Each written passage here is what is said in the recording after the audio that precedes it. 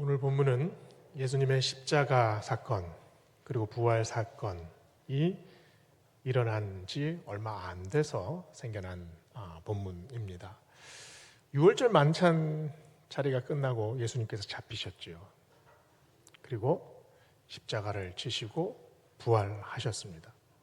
사도행전을 보면 그 후 50일이 지나 오순절 성령 강림 사건을 경험합니다. 그러니까 오늘 본문은 예수님께서 부활하신 지 한두 달 정도 지나고 벌어진 사건입니다. 당시 예루살렘의 정치적 분위기는 정말 살벌했습니다. 로마 제국은 예루살렘 도성에서 작은 소요만 일어나도 아주 무자비하게 진압했습니다. 종교 지도자들은 예수님의 예자만 나와도 아주 경기를 일으키는 그런 시절이었습니다. 그런데 오늘 말씀 사도행전 4장을 보면 그 사도행전 4장 첫 부분에서 베드로와 요한이 성전 미문을 향해 가다가 어떤 일을 합니까? 앉아있는 안전뱅이에게 그 안전뱅이를 일으키지 않습니까?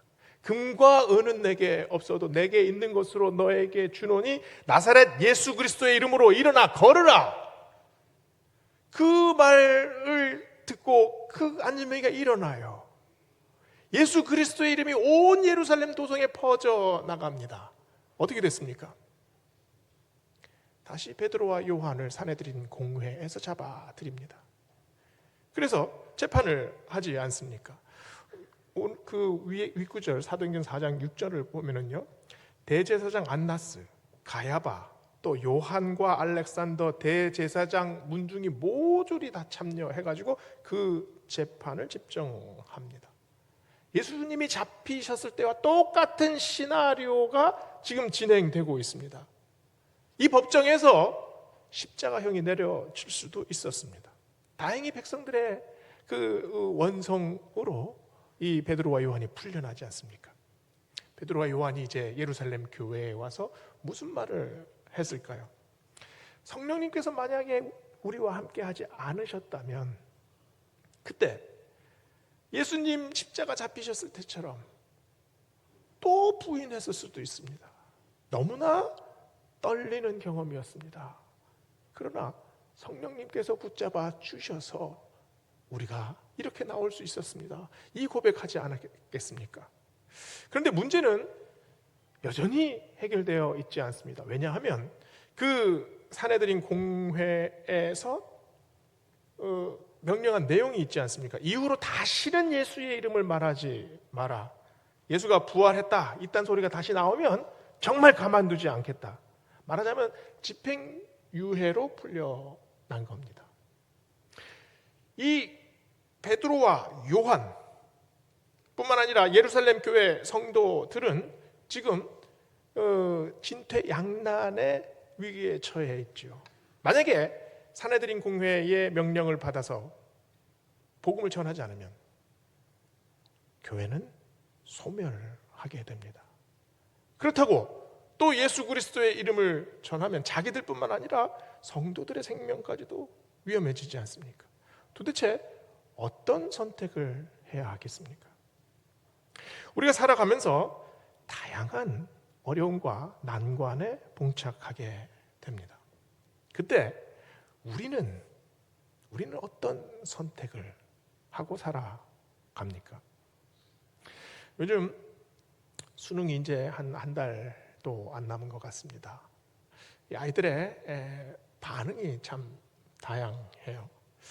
이렇게 어려움에 처했을 때 아이들이 보여주는 반응은 도망하거나 회피하는 아이들이 있습니다. 시험이 당장 점점 다가오는데 자기는 준비한 게 아무것도 없거든요. 그런데 이 시험 준비를 하는 그 시간이 그 긴장을 이겨낼 자신이 없어요. 그래서 뭐 합니까? 시험 기간이 점점 가까이 오면 올수록 아이들이 게임에 몰두합니다. 그 게임방으로 막 밤새도록 있다가 오는 아이들도 있어요. 왜 그렇습니까? 차라리 그 긴장 때문에 괴로워하기보다는 포기해버리는 거 아니겠습니까? 또 다른 유형이 있다면 이 좌절과 낙심에 그냥 젖어드는 유형이 있어요. 시험 공부를 한답시고 독서실에 갑니다. 책상에 앉아는 있어요. 책을 보기는 봅니다. 그러나 그 마음에는 계속 무력감이 안개처럼 피어오르지 않습니까? 그냥 책상에 앉아 있는 것으로 위안을 삼는 유형이지요. 그러나 위기와 이 난감함에서 한 걸음 디디는 아이들도 있습니다. 준비가 안 됐어요. 마음은 불안합니다. 그러나 자책을 하는 시간을 잠깐이면 충분합니다. 그래서 여기서 내가 할 수 있는 데까지 해봐야겠다는 마음이 이 아이들의 마음에 생기면 그때부터는 이 자책이 뭘로 변합니까? 반성으로 변해요. 그러면서 자기 안에 남아있는 시간이 얼마 되지 않지만 그것을 오히려 자기 것으로 만들어내기 시작을 합니다. 이것이 작은 도전이 되지 않습니까? 신앙인으로서 산다는 건 뭔가요? 신앙인으로서 산다는 것은 내 인생을 내가 책임지지 않는다는 마음입니다. 그래서 난관에 봉착했을 때 우리는 다시 새롭게 살아납니다. 위기와 고통이 일시적으로 물러가기만 기다리는 것이 아니라 그 위기와 고통 자체가 나에게 연단이 됩니다. 하나님께서 이것을 통해서 나를 단련시키십니다. 그래서 세상을 바라보는 눈이 완전히 달라지는 사람들이 신앙인들 아닙니까?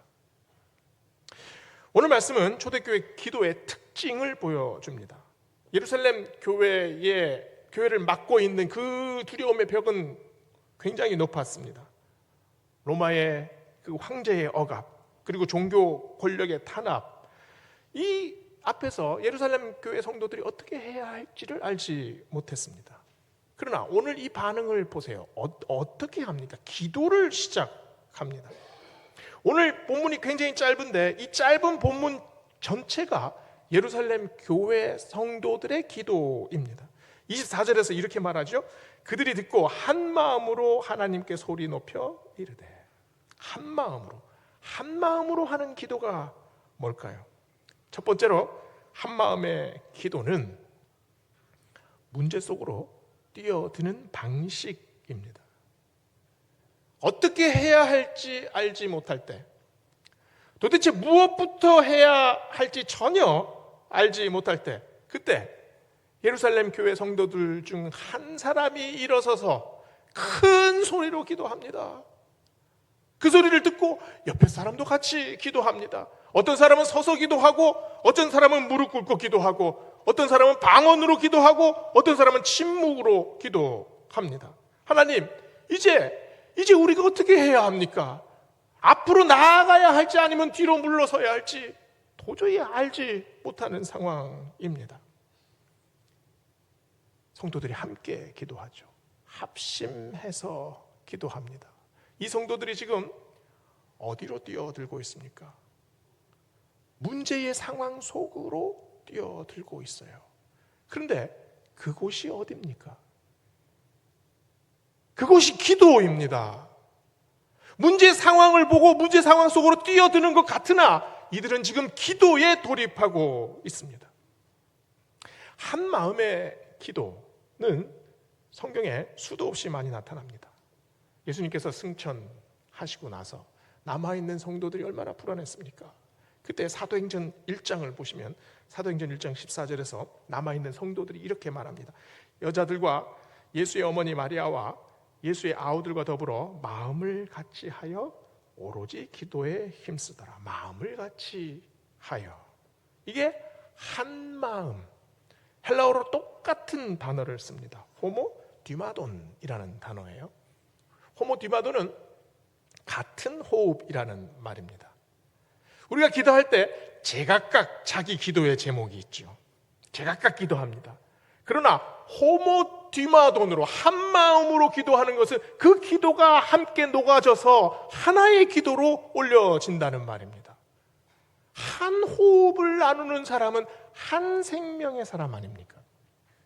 사도행전 15장 25절에 보면 예루살렘 교회가 안디옥 교회에 선교사를 파송합니다. 그때 이런 내용이 나와요. 사람을 택하여 주 예수 그리스도의 이름을 위하여 생명을 아끼지 아니하는 바나바와 바울을 너희에게 보내기를 만장일치로 결정하였노라. 이 만장일치가 오늘 본문에 나오는 한마음, 호모듀마돈, 똑같은 단어를 씁니다. 2차 세계대전이 발발하자 프랑스가 점점 영토를 잃어갑니다. 그때 영국에서 40만 대군을 이제 프랑스를 구하기 위해서 보냈어요. 그런데 그 독일의 그 기갑사단이 얼마나 대단합니까? 치열한 공방이 있었는데 점점 자꾸 밀립니다. 결국은 작은 해안가에 이 40만 명이나 되는 영국군이 고립되기 시작했어요. 그게 덩케르크 해변 아닙니까? 만약에 독일 군들이 진짜 마음을 먹고 여기에 폭격기를 동원해서 폭탄을 수백 발 터뜨리면 다 몰살당할 위기지요. 이게 1940년 5월입니다. 이때 전시 총리가 유명한 윈스턴 처칠 아닙니까? 우리는 처칠을 생각을 할 때 실패를 모르는 아주 위대한 수상이라고 생각을 합니다. 그런데 처칠이 1차 세계대전 때 영국 국방장관이었어요. 그때는 오스만 투르크 제국과 그 전쟁이 있었는데 그때 이스탄불로 들어가는 그 갈리폴리라는 그 작은 만이 있습니다. 여기에 25만 군대를 그냥 다 투입했다가 다 전멸합니다. 그래서 처칠이 국방장관에서 경질된 경험이 있어요. 그런데 2차 세계대전 때 지금 더 큰 희생을 앞두고 있습니다. 수많은 젊은이들이 30만 명이 넘는 젊은이들이 당장 떼죽음을 당할 위기지요. 5월 26일 처칠은 National Day of Prayer을 선언합니다. 전 국민 기도의 날. 기도가 아니고서는 도저히 이 위기를 빠져나갈 수가 없었습니다. 이 구출 작전이 계속 진행되는 동안에 그때 처칠이 영국 의회에 가서 아주 유명한 연설을 하지요. 우리는 끝까지 싸울 겁니다. 우리는 바다와 대양에서 싸울 겁니다. 우리는 해변에서 싸울 겁니다. 들판과 거리에서 싸울 겁니다. 언덕에서 상륙 지점에서 싸울 겁니다. 어떤 대가를 치르더라도 영국을 지켜낼 겁니다. 그리고 마지막에 이런 말을 덧붙여요. 하나님의 좋은 때가 임하면 모든 힘과 권능으로 우리를 구조하고 살리실 겁니다. 극도의 절망 속에서 온 국민이 마음을 합하여 경험한 하나님의 기적 아닙니까? 기도는 단순한 생각이나 소원이 아닙니다. 문제 속으로 하나님의 능력을 끌어들이는 통로입니다. 그래서 문제가 꼬여 있을수록, 문제가 더 암담하고 깜깜할수록, 나의 한계가 확실히 보일수록, 도저히 그 한계를 뛰어넘을 수가 없을수록 그때 기도에 우리는 뛰어듭니다. 문제 대신에 기도에 뛰어들면 문제를 포기하는 것 아닌가요? 기도는 현실 외면이 아닙니다. 오히려 적극적인 현실 참여입니다. 더 뜨겁게 그 문제를 끌어안는 겁니다. 기도는 그래서 사생결단이에요. 그런데 그 사생결단이 내가 하는 사생결단이 아니라 하나님께 사생결단을 맡기는 일입니다. 그래서 기도는, 한마음의 기도는 문제를 해결하는 것보다는 하나님께서 이끄실 줄 믿습니다 라고 의지하는 일입니다. 여기에 신앙 생명이 있습니다.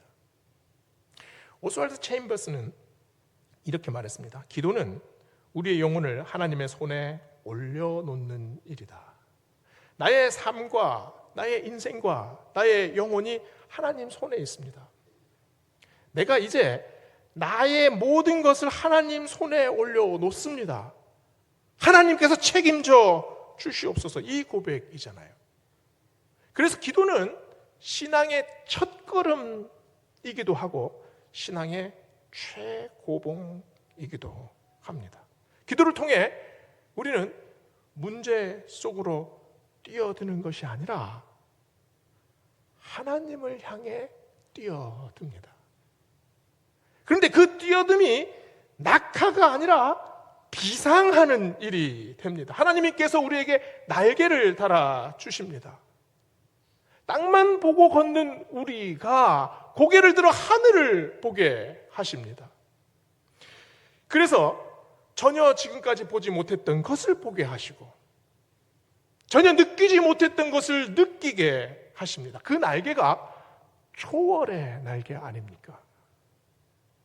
기도의 날개가 나를 변화시킵니다. 기도의 날개가 내 앞에 있는 상황을 변화시킵니다. 기도의 날개가 하나님의 능력을 경험하게 합니다. 우리 모두는 문제 속에서 살고 있습니다. 그 문제를 가지고 그 진탕 속에서 씨름하고 살아가지 않습니까? 그 진창에서 일어섭시다. 그 진창에서 빠져나옵시다. 그 진창에서 기도의 날개를 답시다. 그러면 그 문제 위로 하나님께서 우리를 비상시킬 겁니다. 날개 하실 겁니다. 그리하여서 오히려 그 문제 속으로 함몰되는 것이 아니라 문제를 넘어서는 우리로 만들어 주실 줄 믿습니다. 두 번째로 한마음의 기도는 대상이 명확합니다. 24절에서 어떻게 기도하나요? 그들이 듣고 한마음으로 하나님께 소리를 높여 이르되 대주제여 천지와 바다와 그 가운데 만물을 지으신 이여. 우리가 합심하여 기도할 때 어떻게 기도합니까? 주여 소리 높여서 기도할 때가 있습니다. 오늘 말씀에서도 지금 대주제여 이렇게 지금 소리를 높이고 기도하고 있어요. 데스포테스라는 단어의 번역입니다. 천지를 창조하신 분이라는 뜻입니다. 무소부지하신 분이라는 뜻입니다. 나를 만드신 분이라는 뜻입니다. 나의 머리카락 하나까지 셀 수 있으신 분. 이게 지금 데스포테스라는 뜻이에요. 지금 왜 이렇게 주여라고 소리를 높여 부르겠습니까? 아장아장 걷는 아이들은 말을 하지 못하죠. 그래서 소리를 질러서 자기 마음에 있는 것을 표현을 해요. 이렇게 몸이 막 불편하다든가 뭐 오줌을 쌌다든가 그러면 그냥 갑자기 그냥 자지러듯이 이렇게 막 울지 않습니까? 근데 좀 걷다 보면 보행기에 이렇게 앉아 있는 아이들을 참 보면 이렇게 앙증맞은 짓을 할 때가 있어요. 옆에 있던 장난감을 엄마가 안 볼 때 툭 떨어뜨려요. 그리고 앙 웁니다.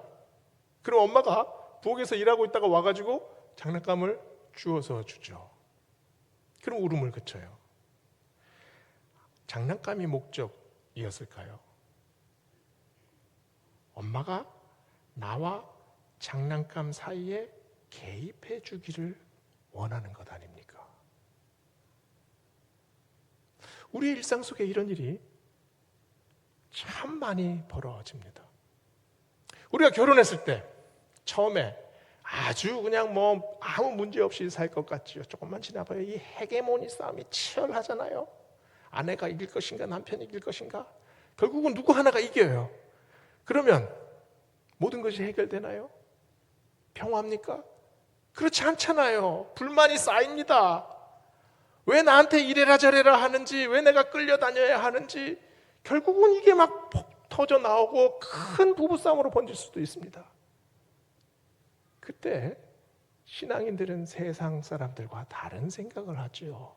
어떤 생각을 합니까? 내가 이 사람과의 관계에서 억울하고 내가 이 문제 때문에 분통이 터질 때 그때 하나님 이때 내가 어떻게 해야 하겠습니까? 이 마음이 우리한테 있잖아요.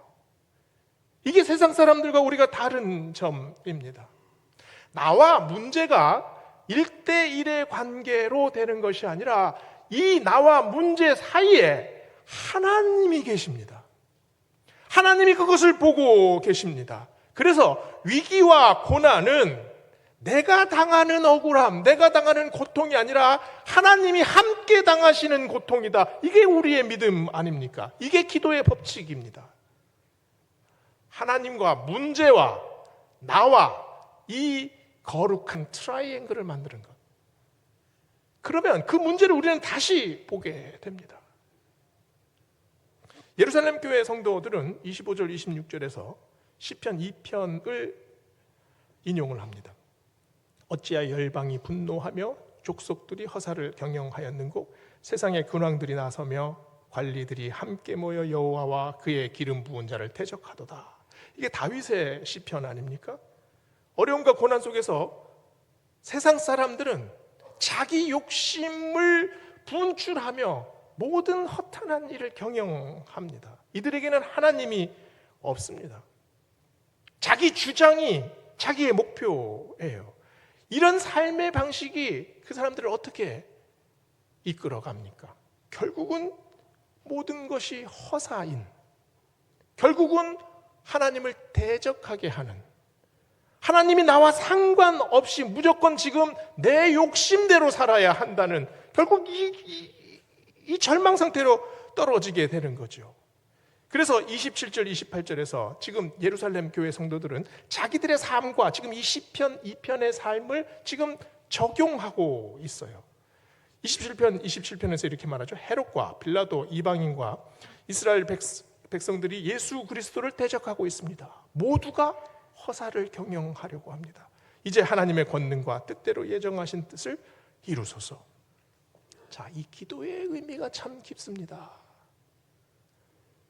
이 기도의 진정한 뜻이 뭡니까? 우리가 핍박받는 일이 지금 당연한 일입니다 라는 고백이에요. 내가 받는 고통과 내가 받는 핍박도 하나님께서 예정하신 일입니다. 그게 지금 하나님께서 기름 부으신 자가 대접받는 일, 그 일이 뭡니까? 예수 그리스도께서 잡히시고 십자가에 달리시고 고통받고 죽으신 그 일, 그 끔찍한 그 사건도 하나님의 예정이십니다. 우리가 이것을 고백합니다. 그러나 그 죽음을 하나님께서 어떻게 이끄셨습니까? 그 죽음을 통해서 하나님의 그 크신 사랑을 보여주셨잖아요. 그리고 그 죽음을 부활로 인도해 주셨습니다. 깜깜한 암흑을 영광스러운 빛으로 변화시켜 주셨습니다. 하나님이 하시는 일이 이렇다는 겁니다. 지금 내가 예루살렘에서 우리 교회가 처한 지금 이 암담한 현실, 그 속에서 하나님께서 우리를 이끄실 줄 믿습니다 라는 고백 아닙니까? 한마음의 고백이 무엇을 만들어냅니까?